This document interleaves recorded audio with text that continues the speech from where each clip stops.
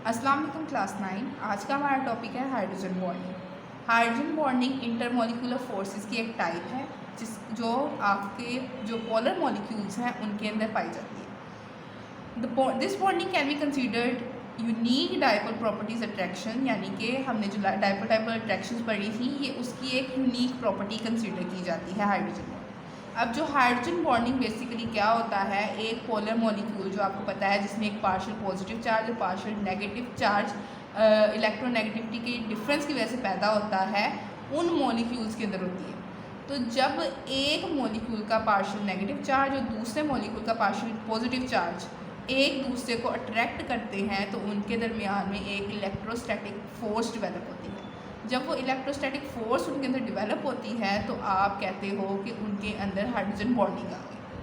ठीक है, the force of attraction develop between molecules that have hydrogen atom bonding to a small but highly electronegative atom with a lone pair of electrons such as nitrogen, oxygen and fluorine is called hydrogen bond।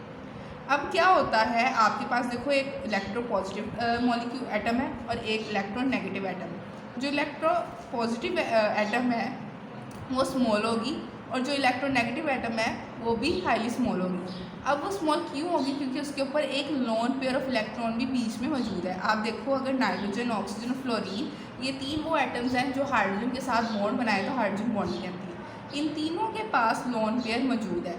Nitrogen के ऊपर भी एक lone pair होता है, oxygen के पास दो lone pair होते हैं और फ्लोरीन के पास भी इलेक्ट्रॉन्स होते हैं अवेलेबल।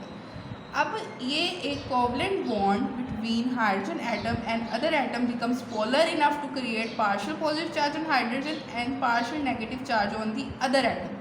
अब अगर आप देखो, अगर मैं आपको इसको एग्जांपल से एक्सप्लेन करूँ तो हम वाटर की एग्जांपल लेते हैं। वाटर के अंदर देखो इस मॉलिक्यूल के अंदर इलेक्ट्रोनेगेटिविटी डिफरेंस हाइड्रोजन और ऑक्सीजन में ज़्यादा है, उसकी वजह से चार्ज डिवेलप होना शुरू हो गया है। चार्ज ऑक्सीजन के ऊपर पार्शियल नेगेटिव आ गया है और हाइड्रोजन के ऊपर पार्शियल पॉजिटिव चार्ज आ गया है। ये जो बॉन्ड है ये बॉन्ड कोवलेंट बॉन्ड बना हुआ है। ठीक है, ये एक मॉलिक्यूल के अंदर कोवलेंट बॉन्ड है। अब दो मॉलिक्यूल आपस में इस तरह से जुड़ेंगे कि एक पार्शियल पॉजिटिव एटम होगा, एक पार्शियल नेगेटिव एटम होगा और एक फोर्स ऑफ अट्रैक्शन से आपस में ये जुड़ेंगे। इस फोर्स ऑफ अट्रैक्शन को आप कहते हो हाइड्रोजन बॉन्ड। ठीक है, आप इसको डॉटेड लाइन से शो करते हैं। और जो हाइड्रोजन बॉन्डिंग होती है वो सिर्फ और सिर्फ नाइट्रोजन, ऑक्सीजन और फ्लोरीन की बॉन्डिंग हाइड्रोजन के साथ जब हो तभी हाइड्रोजन बॉन्डिंग कहलाती है। अगर दो ऐसे मॉलिक्यूल्स जो आपस में बॉन्ड बना रहे हैं लेकिन वो हाइड्रोजन का बॉन्ड नाइट्रोजन, ऑक्सीजन या फ्लोरीन के साथ नहीं है, कोई और एटम है, तो वो आपकी हाइड्रोजन बॉन्डिंग नहीं कहलाएगी। हाइड्रोजन बॉन्डिंग सिर्फ तब कहलाती है जब हाइड्रोजन, नाइट्रोजन, ऑक्सीजन और फ्लोरीन आपस में बॉन्ड बनाएं एक मॉलिक्यूल। तो इसकी डेफिनेशन ये बनेगी कि partially positive charge hydrogen atom of one molecule attracts the partial negative charge of the atom of the other molecule and forms a bond between them. It calls hydrogen bond। ठीक है, जब एक partial positive और एक partial negative charge आपस में जुड़ेंगे दो अलग अलग मॉलिक्यूल्स के, उनके अंदर जो फोर्स पैदा होगी उस फोर्स को आप कहते हो हाइड्रोजन बॉन्डिंग। हाइड्रोजन बॉन्डिंग की अब एग्जांपल्स में एग्जांपल वाटर की बेस्ट है। और अब इसकी अगर फिज़िकल प्रॉपर्टीज़ की बात की जाए तो हाइड्रोजन बॉन्डिंग की वजह से फिज़िकल प्रॉपर्टीज़ में भी तब्दीली आती है। अब फिज़िकल प्रॉपर्टीज़ एक मॉलिक्यूल की क्या हो सकती हैं, उसका बॉइलिंग पॉइंट, उसका फ्रीजिंग पॉइंट, उसका वेपर प्रेशर, उसका इवेपोरेशन पॉइंट, ये सब होती हैं और इन सब के अंदर तब्दीली आती है हाइड्रोजन बॉन्डिंग की वजह से। अब अगर मैं वाटर की एग्जांपल आपको दूँ और अल्कोहल की हम एग्जांपल लें तो ये दोनों मॉलिक्यूल्स का जो बॉइलिंग पॉइंट है वो डिफरेंट है। अब ये डिफरेंस क्यों आया है, ये हाइड्रोजन बॉन्डिंग की वजह से आया है।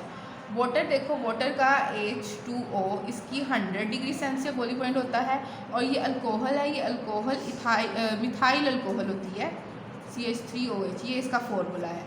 इथाइल अल्कोहल का बॉइलिंग पॉइंट 78 होता है। अब ये क्यों होता है, क्योंकि वाटर के अंदर जो इलेक्ट्रोस्टैटिक फोर्स होती हैं वो ज़्यादा होती हैं, ज़्यादा स्ट्रॉन्ग होती हैं किसकी निस्बत, अल्कोहल की निस्बत। जितनी ज़्यादा इलेक्ट्रोस्टैटिक फोर्स ज़्यादा होंगी उतना ही ज़्यादा बॉइलिंग पॉइंट होगा, जितनी कम इलेक्ट्रोस्टैटिक फोर्स होंगी उतना ही बॉइलिंग पॉइंट कम होगा। अब यहाँ पे वो आपको बताना चाह रहे हैं कि ये हाइड्रोजन बॉन्डिंग किस तरह से एक मॉलिक्यूल की नेचर पे इफेक्ट करती हैं। तो जो इम्पॉर्टेंट फिनोमेना है फ्लोटिंग ऑफ आइस, आइस पानी पे क्यों तैरती है, ये उस हाइड्रोजन बॉन्डिंग से एक्सप्लेन होता है। देखो जब आपके पास पानी है, बर्फ़ है, जब पानी को आप बर्फ़ में जमाते हैं तो उसकी डेंसिटी में फ़र्क आ जाता है। डेंसिटी आइस की 0 डिग्री सेल्सियस पे 0.197 ग्राम पर सेंटीमीटर क्यूब होती है, जो कि कम है अगर आप लिक्विड वाटर की डेंसिटी निकालें एट 0 पे, जो कि 1 ग्राम है। अब 0.9 कम है और 1 ग्राम ज़्यादा है, तो जिसकी डेंसिटी कम होगी वो पानी में तैरेगी, ठीक है। तो पानी में बर्फ़ इसीलिए तैरती है क्योंकि इसकी डेंसिटी कम होती है। अगर हम लिक्विड स्टेट में पानी के मॉलिक्यूल्स की बात करें तो उसमें तो रैंडम ही होता है ना मोशन उनका, मॉलिक्यूल्स का, और उसके अंदर हाइड्रोजन बॉन्डिंग भी है। हाइड्रोजन बॉन्डिंग की वजह से उसकी डेंसिटी डिफरेंस आएगा और डेंसिटी डिफरेंस की वजह से पानी जो बर्फ़ जो है वो पानी के ऊपर तैरेगी, ठीक है। और इसकी वजह से जो ज़्यादा लेस डेंस सब्सटेंस होगा वो पानी के ऊपर आराम से तैर सकता है।